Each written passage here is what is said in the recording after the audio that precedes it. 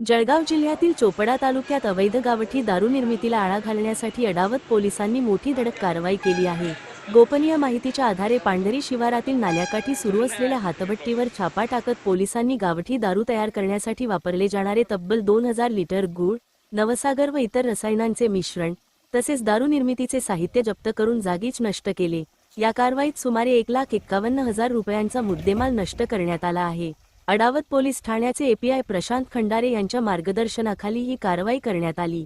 अवैध दारू निर्मिती आणि इतर बेकायदेशीर धंद्यांविरोधात अशी मोहीम यापुढेही अधिक तीव्र करण्यात येणार असल्याचे पोलिसांनी सांगितले आहे। पाहूया हा सविस्तर वृत्तांत। अडावत पोलीस स्टेशनला काल संध्याकाळी माहिती मिळाली की पांढरी शिवारात अवैध हातभट्टीची दारू तयार केली जात आहे।